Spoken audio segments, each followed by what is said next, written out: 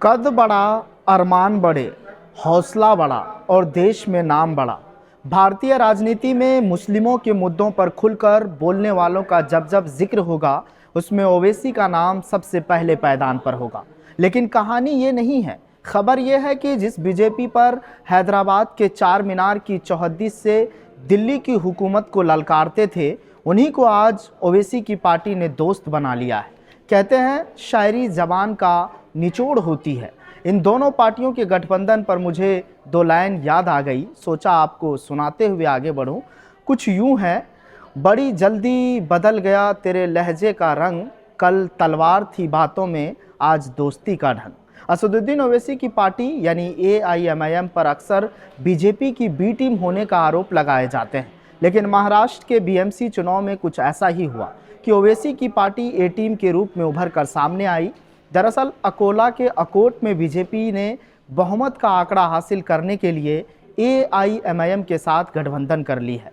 महाराष्ट्र के अकोला जिले की अकोट नगर पालिका में बीजेपी ने सत्ता हासिल करने के लिए AIMIM के साथ एक दुर्लभ गठबंधन किया है। हालिया निकाय चुनाव में बीजेपी की माया धुले ने मेयर का पद तो जीत लिया, लेकिन 35 सदस्य सदन में पार्टी को स्पष्ट बहुमत नहीं मिला। बहुमत का आंकड़ा जुटाने के लिए बीजेपी ने 5 पार्षदों वाली AIMIM सहित दोनों शिवसेना, 2 राष्ट्रवादी कांग्रेस और प्रहार जनशक्ति पार्टी को मिलाकर अकोट विकास मंच का गठन किया है। इस नए गठबंधन को अकोला जिला मजिस्ट्रेट के पास रजिस्टर कराया जाएगा, जिसके ग्रुप लीडर बीजेपी के रवि ठाकुर होंगे। 13 जनवरी को होने वाले डिप्टी मेयर और स्वीकृत सदस्यों के चुनाव में यह गठबंधन एकजुट होकर मतदान करेगा। इस कदम से बीजेपी ने अपने पारंपरिक हिंदुत्व एजेंडे से इतर सत्ता के लिए विरोधी विचारधारा वाले दलों को एक साथ लाने का काम किया है। अकोट नगर पालिका में 35 में से 33 सीटों पर चुनाव हुए थे, जिसमें बीजेपी को सिर्फ 11 सीटें मिली थी।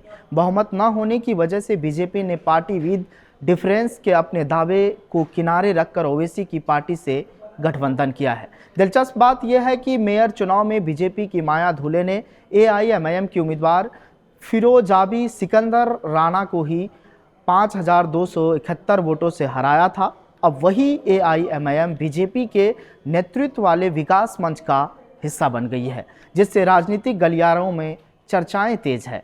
बीजेपी के नेतृत्व में बने इस नए गठबंधन अकोट विकास मंच की कुल ताकत अब 25 सदस्यों की हो गई है, जिसमें मेयर माया धुले 26वीं सदस्य के रूप में शामिल है। इस मंच में बीजेपी 11, AIMIM 5, शिंदे सेना 1 और UBT शिवसेना को 2, अजीत पवार NCP की 2, शरद पवार NCP 1 और प्रहार के 3 सीट शामिल है।